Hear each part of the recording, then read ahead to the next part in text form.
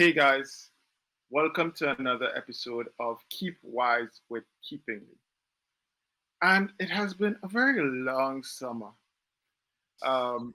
We had all intentions of recording during the summer, and then life happened. Um, you know, we have experienced tragedy, we have experienced loss, we've experienced growth, we've experienced travel and missed flights and planes and all those kinds of things. And that was me, I lived there. Um, So we are back for another multiple episodes. We committed to doing tons of episodes for the rest of the year, right? Absolutely. Let's do this. But Right. Well, hopefully everyone's vacation summers were not as crazy and busy as ours. So we're excited to have everyone back. and how are you, Amira? I'm doing good. I'm excited. I'm very excited about today and who we're going to chat with. But how are you? I'm alive. I'm keeping up with the real estate industry and all the different things that are happening, and just keeping between interest rates and affordability of housing, and all the stories and the things that we see. It can be a lot to keep up with. I tell myself sometimes, understanding a little bit about the industry, I find it hard to keep up. So imagine for people who are just trying to figure out how to buy a house. So it's a roller coaster, but I'm hanging in there with both hands firmly clenched and everything that's going on. Well, I mean, I think that's the beauty of why we're here today, also, is because we actually want to be able to demystify, educate, inform, and help people really understand what's there and what's this craziness that's happening because they're not submerged in it as we are. So hopefully we can give them the ability to hear the highlights, the lowlights, and some things that will hopefully make them make better decisions as consumers. And with that, we are pleased to welcome a guest, Jillian White. She is one of the leading voices in the appraisal industry, talking about things like appraisal bias and how to ensure that around what the things that you need to do around appraisals. And so she has that industry knowledge of exactly how to go about the process and what appraisers look for. Because those are some of the things that homeowners don't necessarily understand. And so we are fortunate to have Jillian here. I actually met Jillian a couple of weeks ago, and she is one of those inspiring forces, I would say. She the face and the personality versus her knowledge when she opens her mouth to speak. It was like, man, she's really knowledgeable, and so I'm happy that we were able to get Jillian onto our first episode back, and so welcome Jillian to Keep Wise with Keepingly. Ah, Hey. hello. Hi, Daniel. Hi, Amira. Thank you so much for having me. I'm very happy to be here. Fantastic. Well, the feeling is mutual. Well, super excited. Why don't we just jump in? Daniel got to glow about how excited he is that we're going to bring you on board. And so it naturally is right for you to tell us a little bit about you. You tell us who you are and some of the amazing things that have brought you to date. Sure, I would be happy to. So I am a real estate appraiser. I've been appraising for the past 20 years. And I'm an anomaly. Most appraisers are white, most appraisers are male, and most appraisers are at or near retirement age. When I started appraising, I didn't know this. I just thought I love real estate. I would love to have the opportunity to see lots of houses. I like the analytical aspect of appraising. And so I went for it. My first 13 years of my career, I was what they called a fee appraiser or a bank appraiser. So when people were refinancing their homes or purchasing homes or getting home equity lines of credit, I was a bank appraiser who would be sent out to take a look at the house and assign my opinion of value. And then in 2016, I got a call from a digital mortgage lender that was just starting and they needed somebody to build out their appraisal department. And at that point in my career, I was like, oh, this is going to be a wonderful new kind of challenge and a new way for me to apply my skill set. And so I joined the digital mortgage lender, better.com, and I had the opportunity to build out their appraisal department from the ground up. So when I got hired, I was employee number 37. The company grew exponentially over the next 5 years. At its peak, it was about 10,000 employees, 800 of which reported into me in the collateral department. And about 250 of those people were dedicated to nothing but ordering, procuring, reviewing appraisals. So I understand the appraisal industry on the micro level in terms of what it's like to be a day-to-day appraiser. But I also understand it on the macro level when you're reviewing tens of thousands of appraisal reports month over month. And then layer on top of it, being an African American person myself, I have experience bias within appraising. Um, Many years ago, my parents were refinancing their home. They asked me to greet the appraiser at the door and just kind of explain to him what I knew to be true about their property and their neighborhood, considering I was a field appraiser at that point in time. And I happily did that. I didn't anticipate any issues whatsoever with their appraisal, namely because they were a part of a larger community and a model match home, meaning it had the exact same square footage, layout, and everything, had just sold around the corner a couple of months prior. And so I was like, oh, this appraisal is going to be really simple and straightforward. And what ended up happening is that when my parents got the appraisal back and they shared with me what the appraised value was, it was low, and it wasn't, somewhat low or little low. It was egregiously low. So much so until I told my mom, I was like, I don't even like want this appraised value out there in the ether, Mm. because they got the amount that they needed in order for their loan to go through. And so my mom was like, it's fine. We spoke to our loan officer, like the loan's going to happen. But I was really adamant that we had to push back on this. And so I submitted a rebuttal, which is known as a reconsideration of value. And the appraiser changed their value by $100,000. And so what Wow. happened is afterwards, it was the running joke, or at least it used to be funny, but it was a running joke within my family, like, oh, we wonder what it was about the house that had it appraised for so low. So my seat and my position is unique in that, I know what it's like to be out in the field day to day. I understand collateral underwriting and managing appraisals on the macro level. And then also on the topic of bias within appraising, I have experienced it firsthand. And so this trifecta of experience is really what has called me to focus on this topic exclusively. And so now I have my own company called Appraisal Insights, which is all about bias and what to do about it. Wow. Okay. So let's start unpacking some of that because we didn't really get to your story and your parents' story when we met, and so for just the man on the ground, I want to take it some steps back. So why did you what really interested you in becoming involved in real estate way back when? What was your inspiration and spark for that? The spark started on my 14th birthday. I remember my parents came to me and they were like, "Oh, like it was a year we were really busy last minute, like a couple of days before. They're like, "Hey, your birthday's coming up. What do you want to do for your birthday?" And I remember saying to them, "I want to go to open houses and look at houses." And at that Mm. point in time, they were thinking about moving. And so there had been a lot of talk about working with different real estate agents and going to open houses. And then they changed their mind and decided they weren't going to move. But for my 14th birthday, I was like, I was really excited to see those houses. Can we do that to celebrate the day?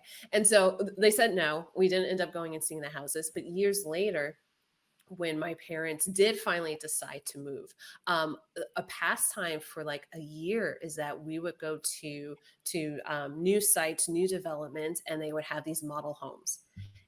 and we would just spend hours in the model homes walking around. I mean, honestly, in the area where my parents lived, I think I've seen every single model home twice that ever existed. That was our pastime. So I always had this real love of residential real estate, seeing how people live. There is an intimacy to being invited into people's homes, that really attracted me. And then also as an appraiser, you get to be as nosy as you want to be. You get to open every door. Like, you have to open every door. You have to go into the garage. You have to look in their pantry.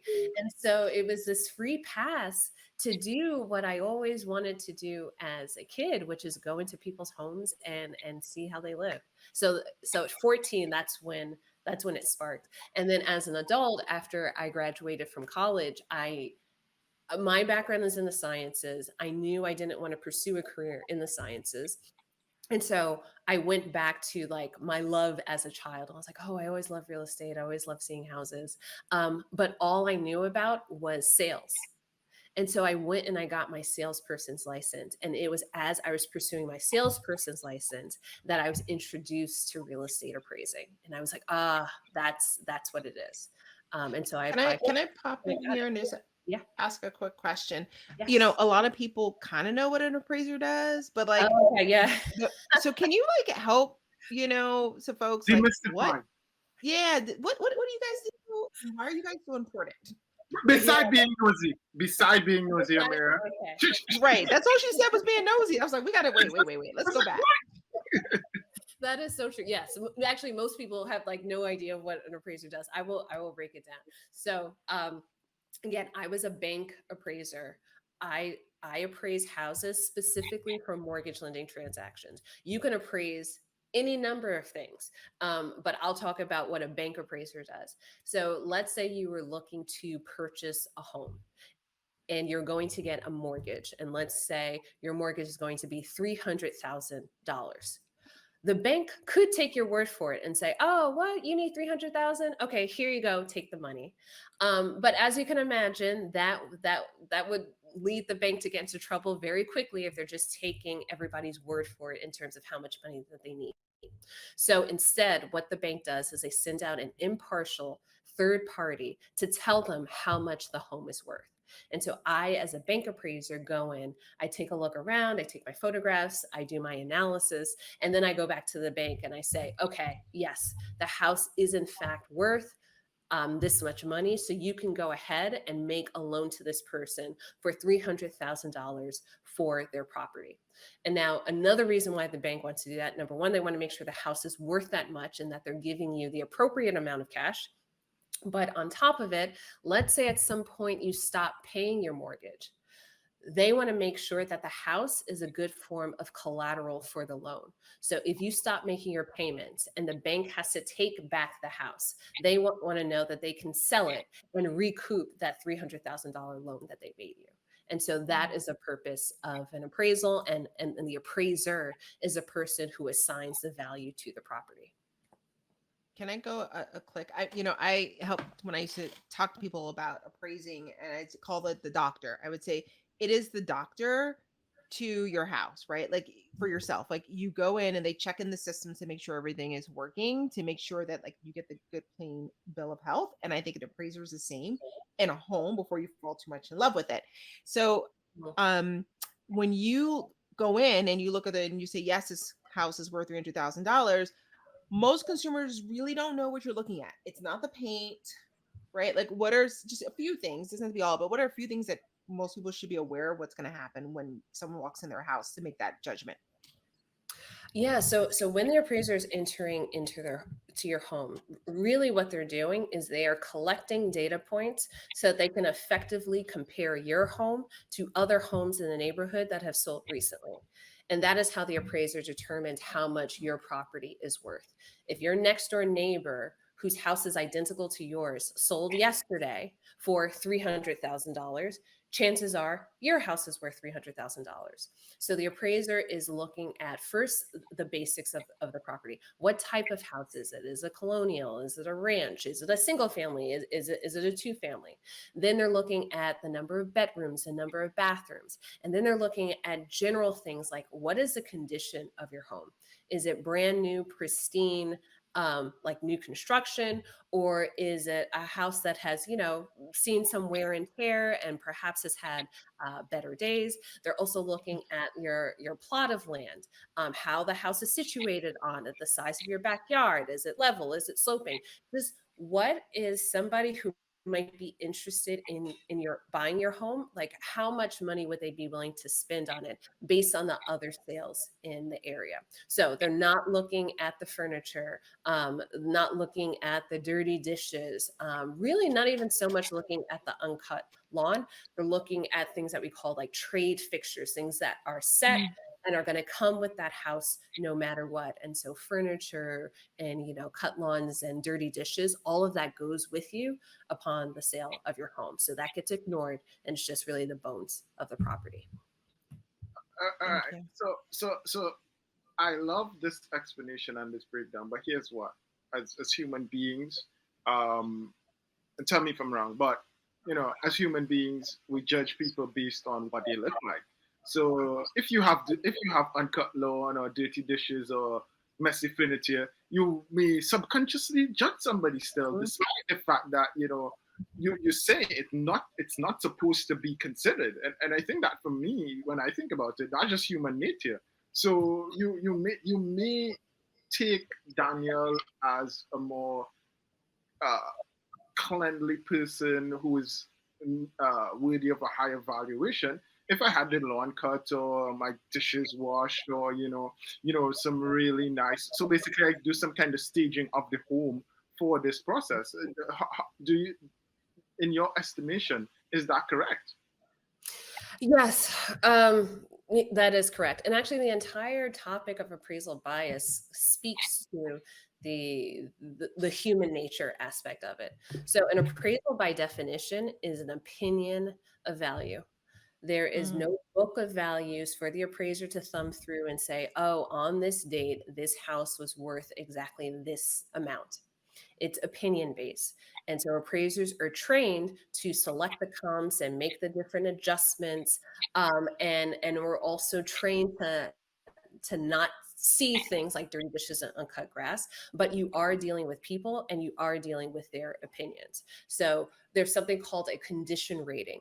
Every home is rated on a scale of 1 to 6, and most homes are between a 3 and a 4. However, if you're on the cusp and you have the dirty dishes and the uncut lawn, probably the appraiser is going to push it over to the C4 side. Whereas if the house is pristine and everything, has been cleaned and like they're staging, like Daniel said, and it's on the cusp, it might tip over to C3. Uh, One thing that many of us cannot help is our appearance. If you go in, or if the appraiser goes in, keep in mind 97% of appraisers are white, 70% of appraisers are male, and 2/3 of appraisers are at or near retirement age, and they are assigning an opinion of value to your home. Then anybody who is perceived as other, um, data has shown that that does have an impact on the appraised value. 2/3 are going to retire. 2/3, yes. It's funny, when I started, or when I started tracking the number, the average age was like 50, 55 or something. Every year it goes up. So it tells you no new blood is coming in. Nobody young, nobody else is coming in. So every year it gets a little bit older. Yes. So 2/3, more than 2/3 are at or near retirement age. So that's a plug for people who are thinking about the industry and getting in to be able to reduce some of the inconsistencies and the things in the industry. But I would also say that, I want to address how you dealt with the bias in terms of your parents' 100,000 variation in valuation. Because I think we've read all of these stories from the California couple that had like the $500,000 valuation difference in terms of when they actually tried to get a new mortgage and so or refinance, and they had to basically go get a reconsideration of value, which is basically what you pushed against. Uh, and so walk us through that feeling, because you're an appraiser, right? I'm Joe Schmo Daniel Smith. I'm not a real estate person per se, but this is you, and you seeing this happen to your parents, understanding exactly what happened around the corner with the neighbor who would have sold months before. How did that make you feel in terms of seeing that? And then, kind of walk us through the steps that you took in terms of getting a reconsideration of value. Mhm. Um, I was upset. I was very, very upset when I heard what the house appraised for. Because again, I went into it thinking this is a slam dunk. A model match that sold around the corner a few months prior is the holy grail of appraising. And as an appraiser, anytime I would find a model match that sold recently, I was like, oh, this report pretty much writes itself. So to see the appraised value come in not only low, but so much lower was insulting. And as I said before, my parents' loan was going through. So they only needed a certain amount in order to be able to refinance. That low appraisal hit that amount. So really, there was no reason for me to pursue the reconsideration of value, but just based off of the principle of it. I was like, I don't want this out there. The way I went about handling the reconsideration of value is that I put myself in the shoes of the appraiser. That was very easy for me considering I am an appraiser. I was an appraiser. I was doing his job day in and day out. And so I knew what kind of reconsiderations of value were effective with me. The first thing is you have to speak the appraiser's language. When I transitioned from field work and then started working at the bank, I would see a lot of reconsiderations of value submitted by homeowners, and they would focus on things that I understood were really important to them, but they didn't recognize it isn't important in the appraisal process. So I'll give you an example. Square footage is like the biggest one. Um, Using round numbers, let's say the appraiser said that the property was 1,000 square feet. And the homeowner says, actually, I measured my house or I had a prior appraisal done and it says it was 1,010 square feet. Therefore, if it's $100 per square foot in my neighborhood and the appraised value or the appraiser measured it incorrectly by 10 square feet, that's $1,000 extra that should be attached to my home. I follow the logic. And that's absolutely not the way appraisers determine the value. So I knew where to focus my time and where to focus my energy. And it was on features of the home that the appraiser didn't give much weight or not enough weight or value to. And then speaking the appraiser's language, I was like, oh, well, actually, this adjustment here is incorrect because based on the data. So a tip for homeowners is really know what areas are going to move the needle. And the areas that move the needle are on page 2 of the appraisal report. It's called the sales comparison grid. And if you look at it, it has the details of your home and then comparable sales next to it with a whole bunch of pluses and minuses. It's only things on that grid that are going to result in a change in value. Anything on the first page, which is a page that I find most homeowners focus on, like, what kind of flooring, what kind of windows, whether or not you have a dishwasher, none of that is going to move the needle on the appraisal report because there isn't a dollar amount attached to it. It's only things on the sales comparison grid that have a dollar amount attached to it. So homeowners should focus on that page. That was super, super helpful. And when you were just speaking around how it's only because you're in the space, like you were able to help your parents do it.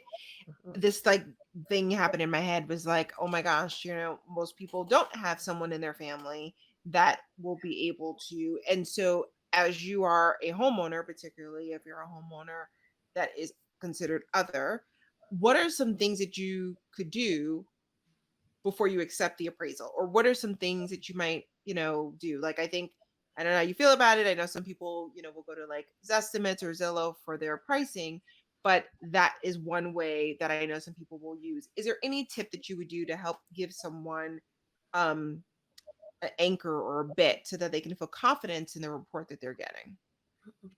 Um, the first thing I would do is once your appraiser has been assigned, I would share with them that you have a concern about appraisal bias and just say, like, oh, I've been reading all about bias in the media as of late. Like, what can you tell me about it?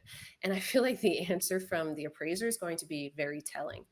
The appraisers who are conscientious and really are looking at their own unconscious biases and changing their behavior now that this has been brought to the limelight and attention.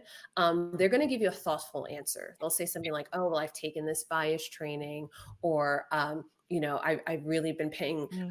attention to this topic, and it's on my radar, and like some sort of assurances that at the very least they're thinking about it. However, if you get an appraiser who gets defensive, pay attention to what they are saying, and then go back to your lender and say, I tried to have a conversation about this very important topic about bias with my appraiser, and I got this defensive response, which leads me to believe that they aren't examining this or looking at this either seriously, or they don't believe that bias in appraising is a thing. That's something I hear often. Or I just don't trust that they're going to be able to not other me when assigning their opinion of value to my home. So I think right out the gate, it starts with when the inspection is getting scheduled and finding out, like, just what is the appraiser's response to it.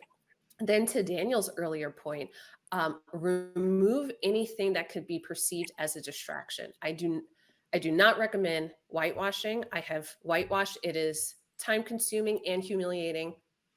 That is not your first line of defense. However, cutting the lawn, putting away the dirty clothes, having the dishes clean, all of these things, especially when your property is on the cusp when it comes to condition rating, can really work in your favor. Also, having a quiet household. If you have lots of children, have them go out and it just be you and the appraiser. Calm, serene settings also, I think, have an impact on how an appraiser perceives the property. Know that the areas that carry the most weight in your evaluation are really going to be the kitchen and the bathroom. So pay attention to the condition of kitchens and bathrooms of other houses in your area that have sold. And so those two can come with very sizable adjustments. Also, the quality of construction, that's another very large adjustment. So when you're doing your research and pulling up, whether it be Zestimate or anything else, taking a look at the comparable sales in your neighborhood, take a look at the quality of construction. What sort of materials? Do you have an asphalt roof, but they have a slate roof? Things of that nature are also going to have a big impact on the overall valuation. And then when you get back the appraisal report, do not be distracted by page one. Maybe the square footage is ever so slightly off. Maybe 5 cars fit in your driveway, but the appraiser said only 2. None of those things matter. You want to focus on that sales comparison grid and really put heavy focus on what is your condition rating as compared to the condition ratings of the comparable sales, and what is your quality rating as compared to the quality rating of the other comparable sales. And then take a look at the adjustments being made. Do you agree with those adjustments? Are they too large? Are they too small? And really, as somebody who lives in the neighborhood, just ask yourself, like, okay, if my home has 3 bedrooms, but this other property has 4 bedrooms, and the appraiser made a $1 adjustment, does that sound right to you? Is a $1 adjustment appropriate for a 4th bedroom? You as a consumer, how much would you be willing to pay for a 4th bedroom? Oh, about 15,000, maybe it's 50,000. But like, you really are able to gut check yourself, just to see, are these adjustments even tracking? And then the comp selection. So the other houses that are being compared to, if somebody was looking to buy your house, would they also be interested in buying these other houses? And so looking at the appraisal report through that lens, and then like setting yourself up to be successful by having the difficult conversation with the appraiser before they even step foot in your house. All this together, I think, sets people up to have a successful experience. Well, I'm listening to you, Julian, and I'm being educated about a lot of different things. So my question would be, there's appraisal bias. There is understanding what I mean. Most people don't have a Jillian in their family to be able to help them through this process. And so you've given us a few steps that we can take.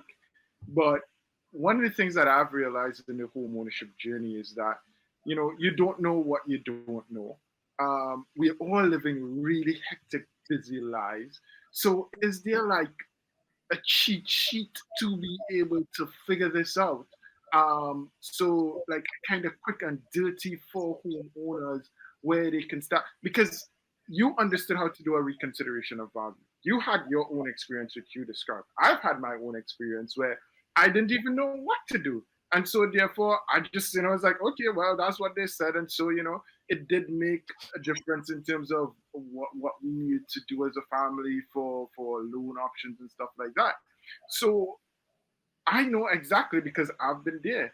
But what I didn't realize when I was going through this process, this is what I know now, is that, hey, I could have gotten an independent valuation, or I could have gone asked for a reconsideration of value.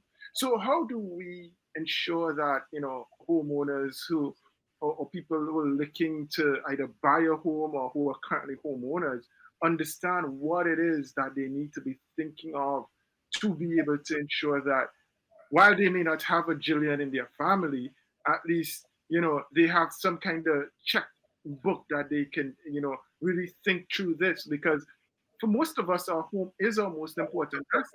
And therefore, what is does that mean your kid doesn't get to go to college? I mean, we've seen stories about that. Does that mean you can't, pass on generational wealth? What does that mean? And so what do you recommend in terms of giving homeowners and home buyers I would say a sliver of hope whereby they can, try to take something away where they can feel like validated in this whole process. So, answer the first part of your question in terms of the cheat sheet. I have created a cheat sheet. It is on YouTube now. The channel is called Appraise the Appraisal, and it is 11 minutes of what I just talked about. What areas to focus on when you get the appraisal report back, you believe that it's low, and you want to write a highly effective reconsideration of value. So I would say that's like the DIY way of doing it. However, to your second point about like what can give homeowners a glimmer of hope, and also writing a reconsideration of value takes a long time. Learning the techniques takes a long time, and so because of that, I have created a new certification program for third-party providers of appraisal services. And so they go through the training, they earn the certification. And what this means is that any appraisal report going through this third party provider has essentially been vetted. They've done things to ensure that the appraisal that you receive is accurate, but in the event that it's inaccurate, they have processes and procedures in place to catch it and rectify it, hopefully before you even see the report. And so the name of that certification program is called Biascape. And my hope is that in the future, homeowners will choose their lenders based upon who is able to provide them with a Biascape certified appraisal. And it's to bridge this gap, close this gap, so that not everybody has a Jillian in their family who can write the reconsideration of value for them. So I'm trying to roll this out at scale so that you don't need a Jillian. There's an actual process that will catch discrimination and protect the consumer. Thank you for that. Can I just say, like, we need it's almost like a Jillian approved process to help people feel comfortable and feel safe and seen. Um, and I mean, it seems clear to me why the impetus for you doing this. But I guess a question that I have is, you kind of like talked about the vision and the dream of where homeowners would do it. I feel like there might be some more dreams back there that you have when you kind of thought about this, and I'd love to hear more about it. Yeah, so the dream got started with my friend Stephanie. She's my best friend from college, and she texted me maybe like a year and a half ago, and also too, she was the third or fourth person, um, either Black family member or friend in my life who texted me saying, "Hey, the appraiser is coming. What should I do?" So I've been appraising for 20 years, but I've only started receiving those kind of texts very recently. And so with the first one, I kind of stumbled through like, oh, do this, that, make sure that the laundry is folded in the dishes. And then after getting this request time and again, my advice became more and more refined. And so Stephanie was like the fourth person in a very short amount of time who reached out to me. And I got frustrated that I had to give her a hack. And I was like, I actually just want to be able to tell her, don't worry about it, the appraisal will be fine. And if the appraisal isn't fine, the processes for either the third party vendor providing the appraisal services or the processes of your lender will catch it. And I was like, well, what would it take in order for something like that to be created? And so going back to my very unique trifecta of experience, I was like, I know what the appraiser is dealing with on the ground day to day. That's what most of my career has been. I was like, but I also understand where the lenders are coming from and how to set up a reconsideration of value process and what the quality control processes should be to make sure that a bias appraisal doesn't go through. And then what to do once you've received a bias appraisal and which loan products bias appraisals are more likely to show up in. And so I was like, let me put all of this information into a program that can be disseminated to the masses so that Stephanie, no matter which state she's in, no matter which lender she uses, no matter which third party appraisal provider they select, and no matter which appraiser that company chooses, that she's protected. And so by trying to solve this for Steph, I realize there's an opportunity to solve it for all people who are othered really in any way, and also to solve it for myself. So Yeah, Okay. yeah.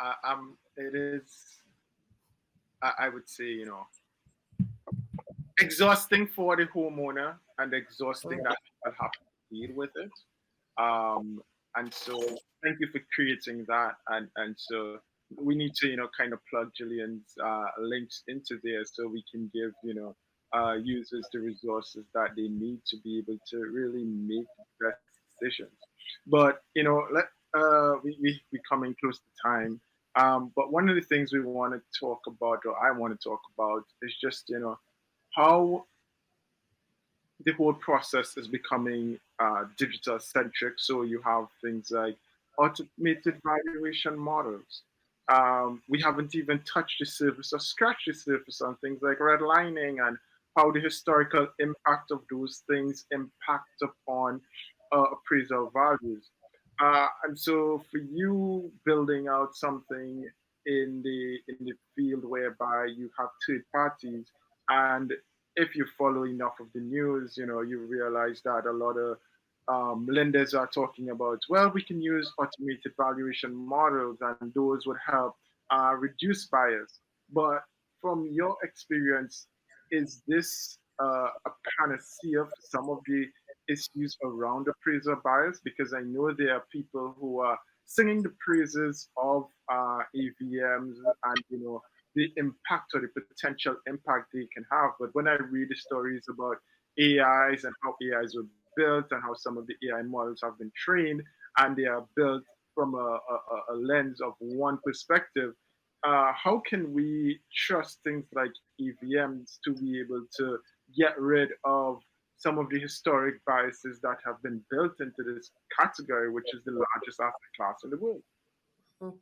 Well, I think one of the strengths of the AVMs, which stands for automated valuation models, which is just an algorithm or a machine attaching an estimate of value to your home versus a person, is that currently there's anywhere from 30 to 40,000 independent appraisers going out and assigning opinions of value, many of whom either aren't well versed in the topic of appraisal bias or perhaps don't believe that it's actually a real issue.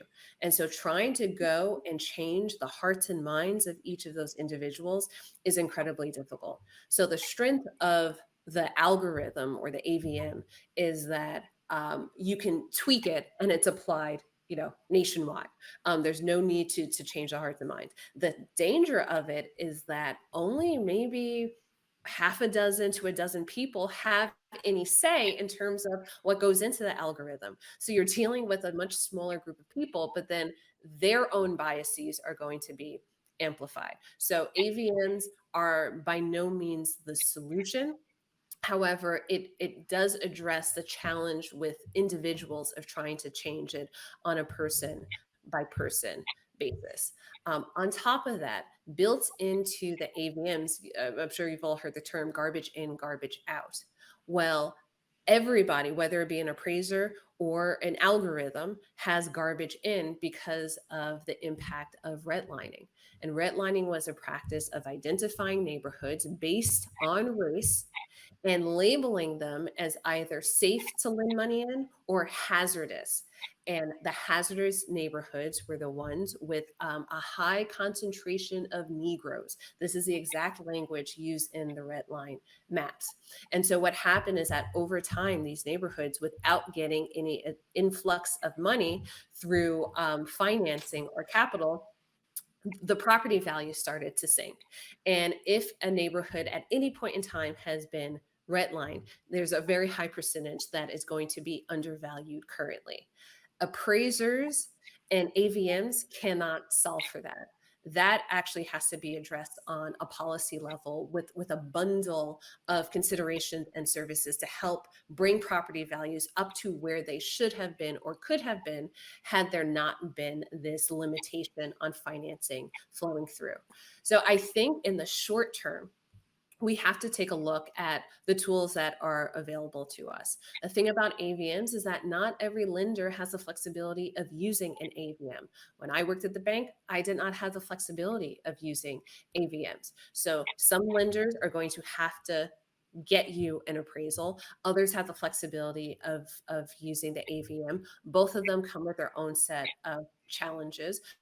But I think the longer term plan to actually solve for this is we have to look at the bundle of solutions that need to come together at the policy level in order to rectify some of the mistakes of the past. Fantastic. I love that you got into that policy angle. I have been really focused on that in terms of even what we're building at Keeping Me and how policy has to impact.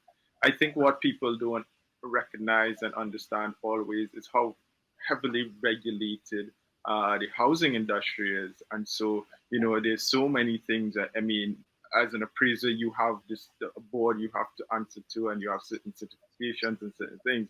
And when you look in real estate, it's the same thing. But I guess there's a lot of mystery in terms of what goes into all of these things and how it really impacts the end consumer.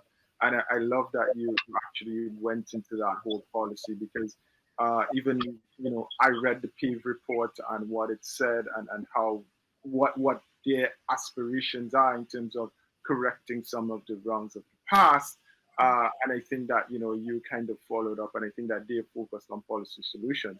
But as we get to near the end, if Jillian had a magic wand, and so Amira would go with the last question. But if Jillian had a magic wand, how would you solve some of the issues that you see in appraisal, like right this minute, no holds barred, no limitations on what you could do. How would you solve some of these issues? Ooh, okay. If I had a magic wand, I would do a number of things. Number one, if I had a magic wand, I would go back and erase redlining because, man, the far-reaching ramifications of that. So have like a whole property start out on a level playing field based on the amenities of the neighborhood and the features of the home. So that's one thing. Then certainly a diversification of the appraiser population, especially with something that's opinion based. It should look like the way our country looks right now. And so if somebody's going to assign an opinion of value, not being othered is really important. So having the demographics of the appraiser population match the demographics of the United States. And then also too, I think the need for appraisals needs to be revisited. 30 years ago, the value that the appraiser brought was in data compilation. They were the only one who had an exterior photo of that house that sold. They were the only ones who like went to the county clerk's office and went through the books to find out which houses transacted. They brought a lot of value in compiling information. Now, in the age of information, everybody has access to to that information. And I remember for me, it was really jarring going from being a field appraiser. Literally 1 week, I was writing up reports to being at a lender the next week and being on the lending side. And I saw all the data resources available to them.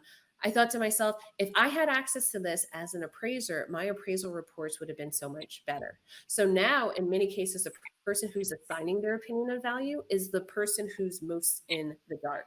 And so I think it's time to reevaluate how we even go about deciding which properties need appraisals and which ones don't, because the needs and the information of the industry, it's very different now. So if I could wave a magic wand, those would be the three areas that I would tackle.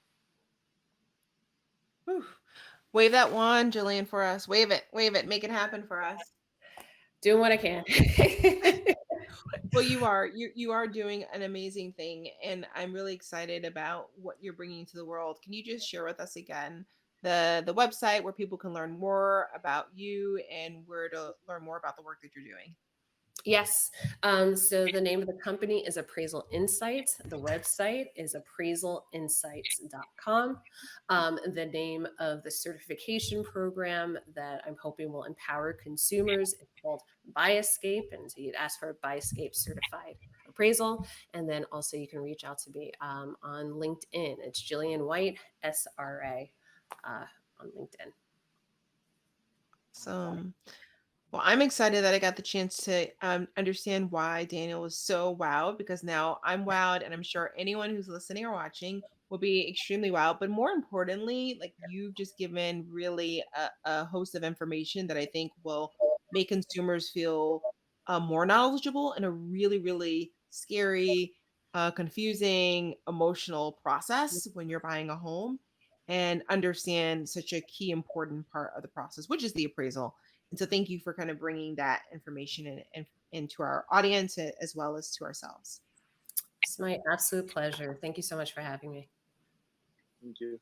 And that's it for Keep Wise with Keeping Me. And we look forward to seeing you on our next episode.